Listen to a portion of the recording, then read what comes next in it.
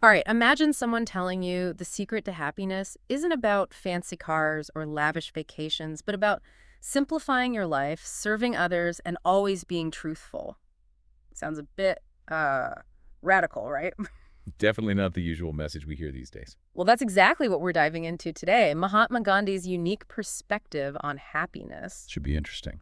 We've got excerpts from this podcast episode, Happiness According to Gandhi, Finding Joy in Truth, Service, and Simplicity. And let me tell you, it's packed with insights. It might just turn your whole idea of happiness upside down. It certainly challenges the way we're often told to pursue happiness, doesn't it? Absolutely. So, to really understand where these ideas come from, let's start with Gandhi himself. You probably know him as the leader of India's independence movement, Right. but he was so much more than that. He was born way back in 1869, studied law in England, led a remarkable life, really. But what's fascinating for our deep dive today is that he was this profound spiritual thinker. His teachings, they go way beyond politics, touching on how to live a meaningful life. And that's where his unique perspective on happiness comes in. Okay, so beyond the history books, who was Gandhi the man? Gandhi believed that happiness wasn't something you chase out in the world. It was an inner state. He wasn't concerned with external success or pleasure. It was all about cultivating this deep sense of contentment within yourself. That's pretty different from how a lot of us think about happiness today, right? We're always looking for the next thing to make us happy, the next purchase, the next achievement. Exactly. And that's what makes Gandhi's perspective so relevant. He had this powerful quote, "Happiness is when what you think, what you say, and what you do are in harmony." He called this living in alignment with truth and integrity. Whoa. I feel like I need to write that one down. So it's not about these fleeting moments of joy. It's about living a life that truly reflects who you are and what you believe in. You got it. And to get there, Gandhi outlined four key pillars. They formed the foundation of his philosophy on happiness. All right, I'm ready. Let's unpack these pillars. What's the first one? The first pillar is all about truth and integrity, what Gandhi called satya. For him, living truthfully wasn't just about avoiding lies, it was about aligning your actions with your deepest values. And when you do that, when your life reflects what you truly believe, it brings a sense of inner peace and harmony. So it's about constantly checking in with yourself and making sure you're walking the walk, not just talking the talk. That's a great way to put it. It's about being honest with yourself, understanding your values, and then making sure your actions are a true reflection of those beliefs. And the more you do that, the closer you get to that inner peace Gandhi talked about. That makes a lot of sense. Okay, what's the next pillar? The second pillar is nonviolence and compassion, which in Sanskrit is ahimsa. Now, when you hear nonviolence, you might think of physical actions, but for Gandhi, it went much deeper than that. He believed that how we treat others directly impacts our own happiness, and compassion is the key to unlocking that inner peace. So it's not just about avoiding physical harm, it's about cultivating this sense of peace and kindness in all our interactions. Exactly. Gandhi believed that holding on to anger, resentment, or judging others, it actually disrupts our own inner peace. He saw nonviolence as a way of life, a way of thinking and being in the world that extended to our thoughts, words, and actions. It's like that saying, holding on to anger is like drinking poison and expecting the other person to die. It really highlights how negativity affects you as first and foremost. I love that. And there's actually a ton of modern research that backs up Gandhi's thinking. Studies show that practicing mindfulness and compassion can reduce stress, improve mental health, even boost our immune system. Wow, so Gandhi was really onto something. Okay, so we've got truth, we've got compassion. What's the third pillar all about? This one might surprise you. It's about service to others, what Gandhi called seva. He believed that true fulfillment comes from stepping outside of yourself and dedicating your energy to helping others. He saw this as a path to genuine happiness, a way to connect with something larger than yourself. So it's not just about focusing on my own happiness, it's about finding joy in contributing to the well-being of others. That's the heart of it. And it doesn't have to be grand gestures either. Gandhi believed that even small acts of kindness, helping a neighbor, listening to a friend, these can make a huge difference, both for the person you're helping and for your own sense of happiness. I can see how helping others could create a sense of purpose and connection, especially in a world that can feel pretty isolating sometimes. What a powerful idea. All right, what's the final pillar of Gandhi's happiness philosophy? This one might be the most challenging for many of us to grasp.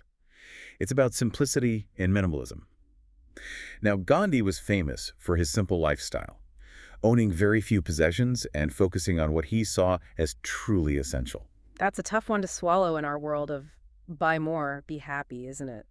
I mean, we're bombarded with messages telling us we need the latest gadgets, the newest clothes, the bigger house. Right. But Gandhi believed all that stuff was a distraction from true happiness. He felt that material possessions actually create anxiety and a sense of never having enough. He was all about finding contentment with what you have and focusing on experiences, relationships, and inner peace. So it's not about rejecting everything. It's about understanding that things don't define us or our happiness. It's about shifting our focus from material things to experiences and relationships that bring lasting joy. Exactly. Gandhi saw material possessions as a trap, something that could easily take over your life and prevent you from finding true contentment. You know, there's something really liberating about that idea, especially in today's world where we're constantly being told we need more, more, more. It's like Gandhi is offering us permission to step off that treadmill and find happiness in a completely different way. He absolutely is. And what's so fascinating is that these ideas he developed decades ago, they're incredibly relevant to our lives today, maybe even more so than they were back then. I'm starting to see that. Okay, so we've laid out these four pillars: truth, nonviolence, service, and simplicity. But how did Gandhi actually suggest people bring these ideas into their daily lives? That's what I'm really curious about. Well, he had some very specific and surprisingly practical methods for putting these pillars into action. Okay, I'm ready to dive into that. Let's unpack those methods and see how we can apply them to our own lives. You know, I'm starting to think this deep dive might just change the way I think about happiness. So we've been unpacking these four pillars of Gandhi's philosophy on happiness: truth, nonviolence, service, and simplicity. And you might be thinking, okay, this is all very interesting, but how does it actually apply to I'm Why life? Yeah, that's a good question. It is a great question. Because even though Gandhi developed these ideas decades ago, they're incredibly relevant to the challenges we face in the modern world. You know, I was just thinking the same thing. Like, the world has changed so much since Gandhi's time, but his ideas about happiness seem to transcend time and place. Exactly.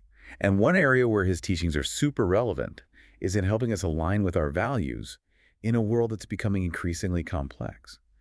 Think about it. You're constantly bombarded with information, different opinions, conflicting messages. It's easy to feel lost and unsure of what you truly stand for. Oh, tell me about it. It feels like everyone's got an opinion these days, and it's all over social media, the news, everywhere you turn. It's hard to know what to believe sometimes. Right. And that's where Gandhi's emphasis on truth and integrity comes in. He believed that by focusing on your own values and making sure your actions reflect those values, you can create a sense of inner stability amidst all the chaos. So it's like having this inner compass that guides you, regardless of what's happening around you. Exactly. It's about defining what's important to you and then using that as a filter for all the noise and distractions in the world. That's such a powerful idea, especially in today's world. Okay, so truth and integrity can help us navigate the complexities of modern life. What about nonviolence and compassion? How does that fit into the picture? Well, let's be honest. Stress and anxiety are practically epidemic these days. We're all rushing around trying to do it all, and it's taking a toll on our well-being. Seriously, sometimes it feels like everyone's just one bad day away from a meltdown. Right. And that's where Gandhi's emphasis on nonviolence and compassion offers a powerful antidote. When you approach life with patience, understanding, and kindness, you create a more peaceful environment, not just for others, but for yourself too. So it's about choosing to react to situations with calmness and empathy instead of letting stress and frustration take over. Exactly. It's about being mindful of your thoughts, words, and actions, and choosing to respond in a way that promotes peace and understanding, both internally and externally.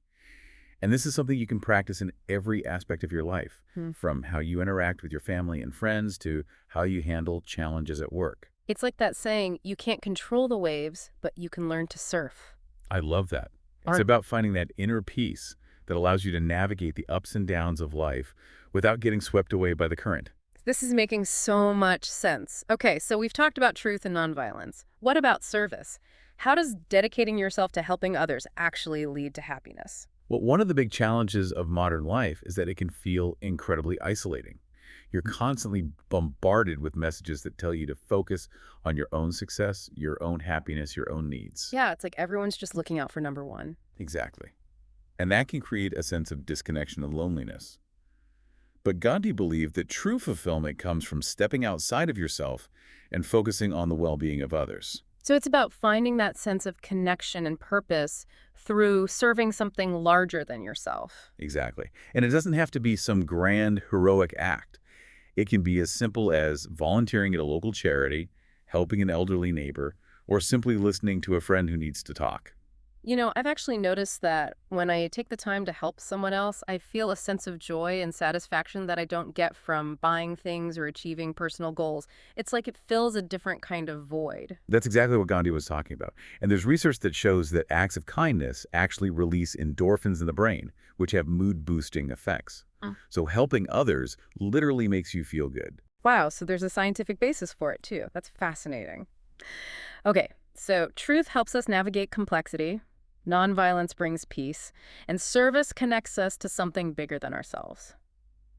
What about simplicity? How does that contribute to happiness in our very material world? Well, let's be real. We live in a world that's obsessed with material possessions. It's everywhere. Advertising, social media, even our own families and friends. Mhm. We're constantly being told that we need to buy more stuff to be happy. It's like we're on this treadmill of wanting more, more, more, and it never seems to end. Exactly. And that's why Gandhi's commitment to simplicity is so relevant today. He believed that all those material possessions were actually a distraction from true happiness. They create anxiety, stress, and a sense of never having enough. I think a lot of people can relate to that feeling. We buy things thinking they'll make us happy, but then the happiness fades quickly and we're left wanting more. It's a vicious cycle. But Gandhi believed that by simplifying our lives and detaching from material desires, we can break free from that cycle and find true contentment. So it's not about getting rid of everything and living like a monk. It's about recognizing that true happiness doesn't come from things, but from experiences, relationships, and a sense of inner peace. Precisely. It's about asking yourself, what truly brings me joy? What do I value most in life? And then aligning your actions with those values. It's about finding happiness in the simple things, like spending time with loved ones, enjoying nature, or pursuing a passion, rather than constantly chasing after the next shiny object. Exactly. And, it's interesting to think about how this applies to our digital lives as well. We're constantly bombarded with images of people living these seemingly perfect lives on social media. Oh, absolutely. It's easy to get caught up in comparing ourselves to others and feeling like we're not good enough. Right. And that's the opposite of what Gandhi was talking about. Mm. He believed that true happiness comes from within, from being true to yourself, not from trying to keep up with everyone else. So it's about being mindful of how we use technology and making sure it's not dictating our sense of self-worth or happiness. Absolutely. It's about using technology as a tool, but not letting it become our master. All this talk about simplicity and contentment is really making me think about my own life. I've got a closet full of clothes I never wear, a garage full of stuff I don't need, and I'm constantly checking my phone for the latest updates and notifications. It sounds like you're ready for a little Gandhi-inspired decluttering, both physically and digitally. I think you might be right. And it's not just about getting rid of things, it's about creating space for what truly matters. Spending time with loved ones, pursuing my passions, and making a positive impact on the world. That's the heart of it. It's about creating a life that's aligned with your values and filled with the things that bring you genuine joy. All right, so we've explored how Gandhi's teachings on truth, nonviolence, service, and simplicity can help us navigate some of the biggest challenges of modern life. But he also gave some very specific and practical advice on how to actually bring these ideas into our daily lives. You're right. Gandhi didn't just talk about these things. He offered concrete steps you can take to cultivate happiness. Okay, I'm ready for the actionable advice. What are some things we can do, starting today, to bring a little bit of Gandhi's wisdom into our lives? Well, one of the most powerful things you could do is to practice daily self-reflection. So, taking some time each day to just check in with myself and see how I'm doing. Exactly. It doesn't have to be a long, drawn-out meditation session. Even just a few minutes of quiet reflection can make a big difference. Think about it like this. You probably check your email and social media multiple times a day. Why not make it a habit to check in with yourself just as often? That's a great point. It's so easy to get caught up in the external world that we forget to take the time to connect with what's happening inside. So, what exactly should I be reflecting on during these check ins? Well, Gandhi believed that in order to live truthfully, you need to regularly examine your thoughts and actions. Ask yourself, are my actions aligned with my values? Am I being honest with myself and others? Am I contributing to the well-being of others? So it's about holding myself accountable and making sure I'm walking the walk, not just talking the talk. Precisely. And by being honest about your motivations, you can gain clarity on whether or not your actions are actually serving you and those around you. You might be surprised at what you discover about yourself. Okay, I'm adding daily self-reflection to my to-do list. What else can I do to bring Gandhi's teachings to life? Well, another key takeaway is to cultivate compassion, not just in your actions, but also in your thoughts and words. Remember, Gandhi believed that violence begins in the mind.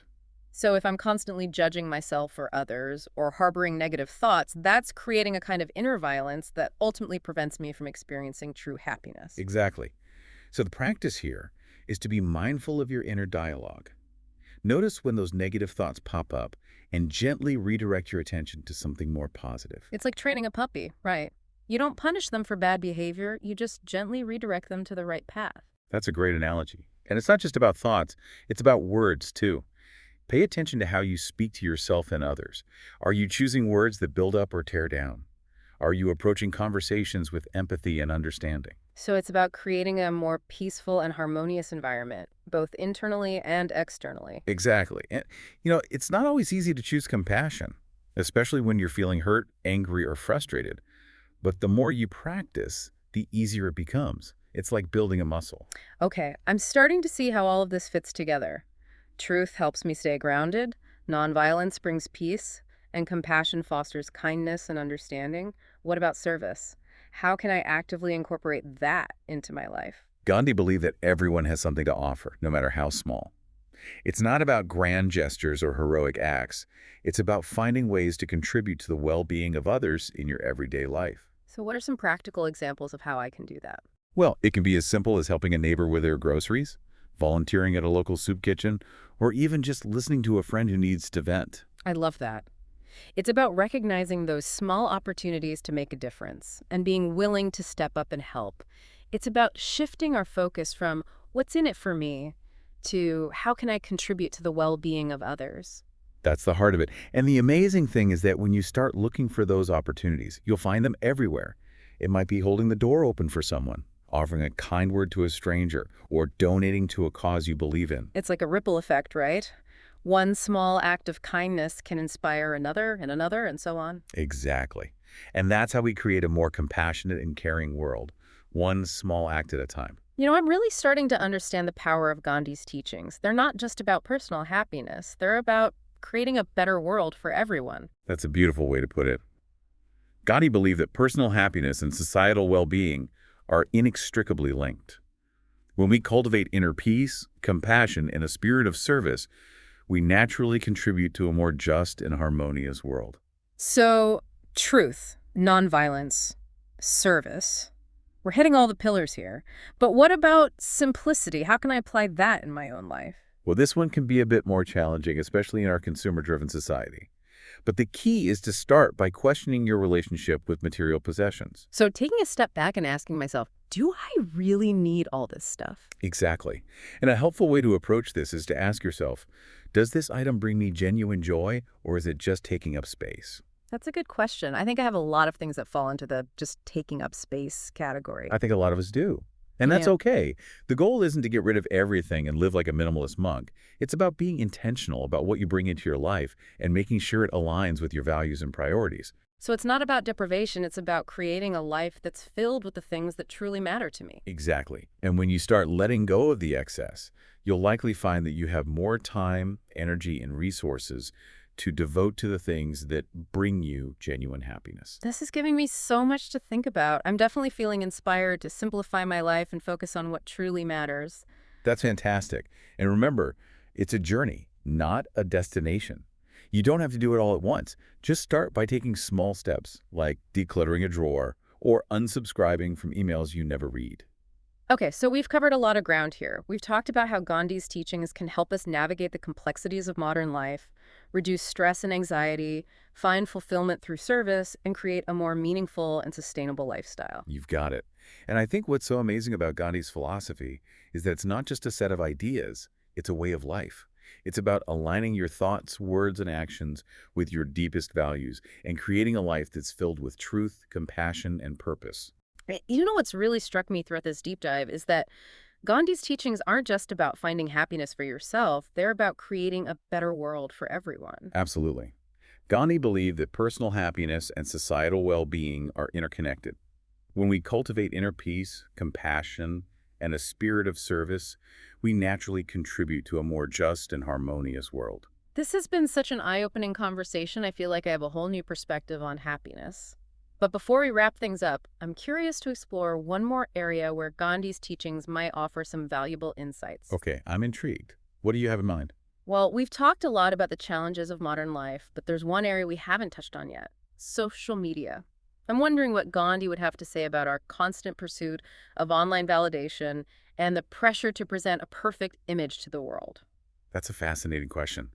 It seems like there's a real tension between Gandhi's philosophy of simplicity, truth, and inner peace, and the often superficial and image-driven world of social media. Exactly. So, how can we reconcile those two things? How can we apply Gandhi's wisdom to our digital lives? That's what I'd love to explore in the next part of our deep dive. I'm in.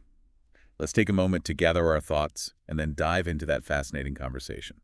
So, we've been talking about Gandhi's philosophy and how it applies to the modern world, but here's a really interesting question. What would Gandhi think about social media? And our obsession with online validation. It's fascinating to consider, isn't it?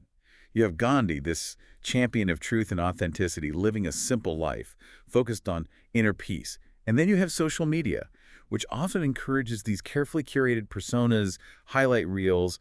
It seems like there's a fundamental disconnect there. It's like we're chasing this hollow version of happiness, right? Gandhi was all about the contentment that comes from within, but we're seeking validation from external sources, likes, comments, followers, almost like we've outsourced our happiness to algorithms. Exactly. And this constant comparison to others online, it can lead to feelings of inadequacy, envy, even anxiety. It's the opposite of the peace and contentment Gandhi advocated for. He believed happiness was an inside job, not something you achieve through external validation. Plus, there's that pressure to always be on, to Yeah. present this perfect, happy image, even Yeah. if it doesn't reflect reality. Right. Gandhi was all about being true to yourself, flaws and all.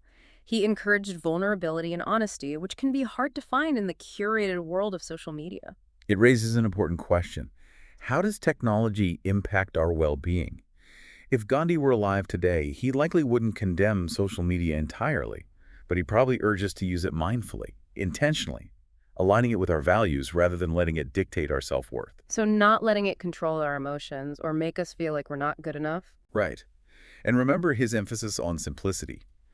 He might suggest we take regular breaks from all the digital noise, reconnect with ourselves through nature, meditation, spending time with loved ones, and most importantly, focusing on real-world interactions and experiences rather than virtual ones. Gandhi was all about being present in the moment, not constantly documenting it for others. I wonder what he'd say about the fear of missing out that social media can fuel. Hmm. He'd probably remind us that true joy comes from within, not from keeping up with everyone else's carefully crafted online persona. Contentment, as he practiced it, is about appreciating what you have, not longing for what you don't. It's about finding satisfaction in the present moment, rather than constantly seeking the next dopamine hit from a notification. It's about finding happiness in the simple things, not chasing fleeting trends or seeking validation from strangers online. Precisely. And think about his focus on service. Imagine if we channeled that energy from curating online personas into making a real difference in our communities. That's a powerful thought. Instead of seeking likes, we could be volunteering, supporting local businesses, connecting with our neighbors, engaging in acts of kindness that create genuine positive change. Exactly. Gandhi's teachings remind us that true happiness isn't about amassing followers. It's about being a force for good in the world. It's about aligning our actions with our values and making a tangible, positive impact on the world around us. So what does this all mean for us today? It feels like Gandhi's message is more relevant than ever, even in the context of social media. It's like he's offering this roadmap for finding genuine happiness in a world that's saturated with virtual distractions. It absolutely is. His teachings encourage us to step back, question our motivations, and prioritize authenticity over appearances. It's about using technology as a tool, not letting it become our master. It's about remembering that we have the power to choose how we engage with the digital world. It's about finding that balance, Right. Embracing the positive aspects of technology while also staying grounded in our values and remembering what truly matters: connection, compassion, service, simplicity. Those are the things that bring lasting happiness, not likes and followers. Exactly. Gandhi's philosophy isn't about rejecting the modern world. It's about navigating it with intention, wisdom, and a focus on inner peace over external validation. It's about recognizing that true happiness is an inside job. So, to wrap up this deep dive, Gandhi's message is powerful. It reminds us that true happiness comes from within. It's about alignment, compassion, service, and simplicity. It's not always the easiest path, but it might just be the most rewarding. It's a journey worth taking, even in today's complex digital world. His teachings offer this timeless wisdom that can guide us towards a more fulfilling and meaningful life, both online and offline. And on that note, we leave you with one final thought. Yeah. If Gandhi were scrolling through our social media feeds today, what do you think he would say? Would he see a reflection of his values or a distortion of them? Something to think about as you navigate your own digital life.